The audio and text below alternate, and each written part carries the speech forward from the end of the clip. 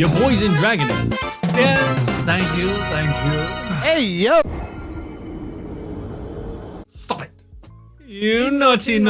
Am I one of the main characters? No. Psych, I'm not. Did I necessarily want to be? Also, no. I voiced 10 NPC characters, and here they are. All 10. The magic of post-production. I think NPCs make or break a game, and this is what we're going to talk about today. NPCs, non-playable characters. The guys in the game that you just either walk past and ignore, listen to their conversations, rob them for everything they're worth, try and seduce them, don't do that, try and get the latest gossip. They're just the, I've been looking for you. Got something I'm supposed to deliver. Your hands only. Let's see here. 11. Give me that.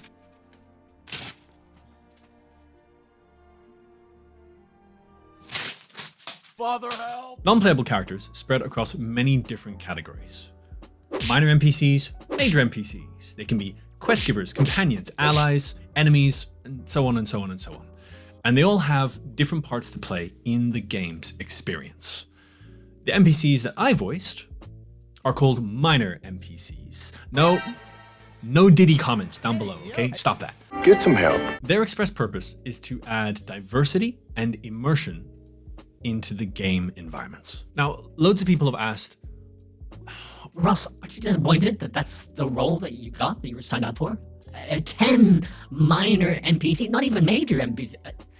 That kind of sucks, right? Why the hell would you put any effort into these voices at all?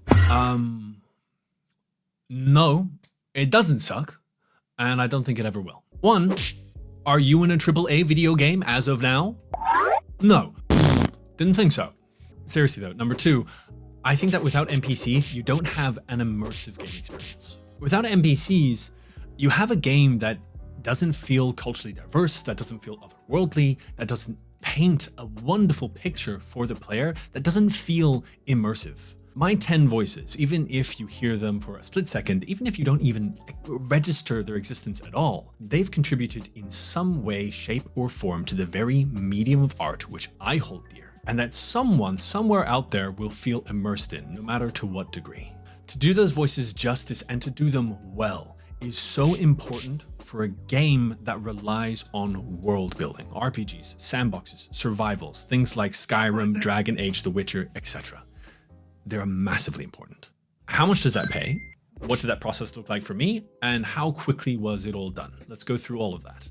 I got an email asking me to come in and if I was available to record for Project Morrison. They never tell you what it's actually called, but Project Morrison should have given it away. Now, I read the email and I thought it was an audition. So I had to plan the time off. My manager is an absolute G and was like, yeah, of course you can go. So off I go to what I think is an audition, quite nervous and excited, as I always am, because I love to be in the studio, but I also really want to get the part. I hop into the booth, headphones on, and there's an American voice that starts talking to me. And it was the wonderful casting director who was in America, who was remotely calling into the session. And they had to explain to me that, listen, this wasn't an audition. This was in fact a recording process. And for the next hour, we're going to be cranking out 10 NPCs for the new Dragon Age game. Dragon Age, the Veilguard. I was flabbergasted, speechless, and that quickly erupted into mass excitement. Composer, professionalism, we have a job to do. And so for the next hour, we squeezed out 10 NPC voices, and that was it. We had some wonderful banter about video games, NPCs in general, and what I loved about the previous series in Dragon Age Inquisition, and then I went on my merry way. And they probably carried on with their recording process and getting more wonderful voice actors in to record more lines. I said this before in a previous video, but I'll say it again. When you do something that you love and you finally see the results for it, there is no feeling on the entire earth that can match that. It feels so good. You're probably thinking, ooh, an hour? That's really quick. Firstly, hold up there, boy. You wish you lasted an hour, okay? I'm sorry, that was a violation. Also, that's kind of how it is quite often. Minor NPC roles, you don't have to be there for too long. You're fundamentally embellishing these tiny little brushstrokes into the canvas that is the full video game.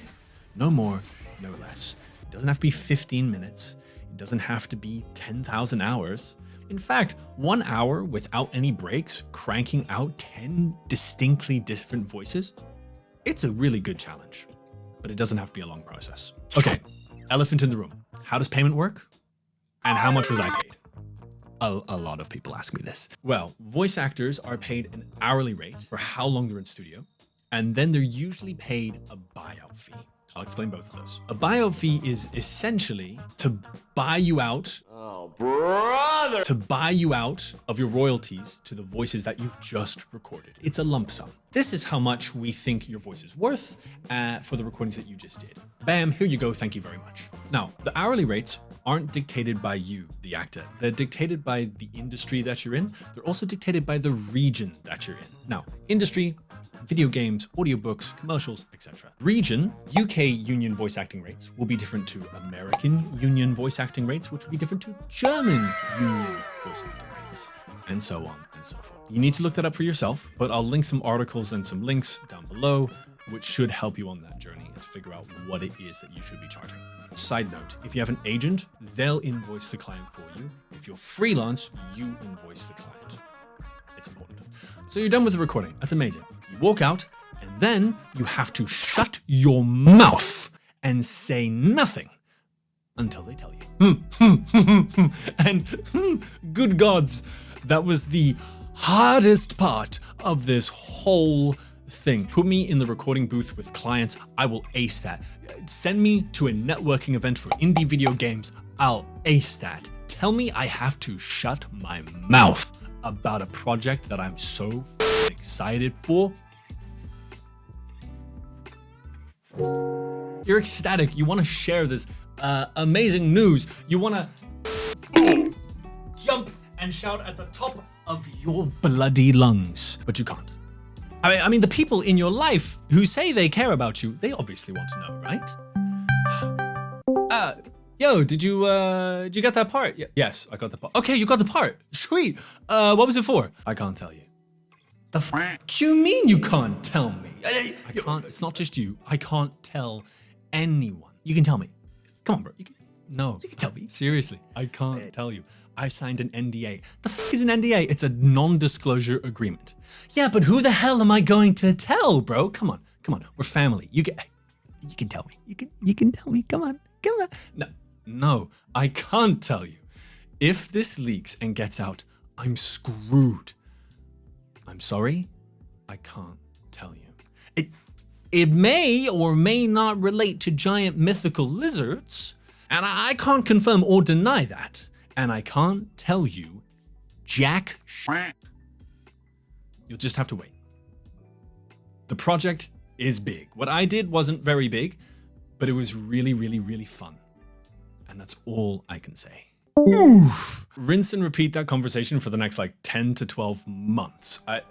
I've been looking for you. Got something I'm supposed to deliver. Your hands only. Let's see. Get the fuck out.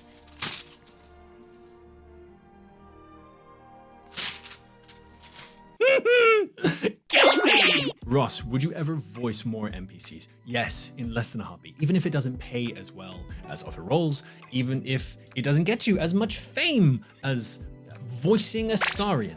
Yes. Because it's not about the money. And it's not about the fame. And if that's what you're focusing on this whole time, then you are in it for the wrong reasons. Even if I never did anything ever again.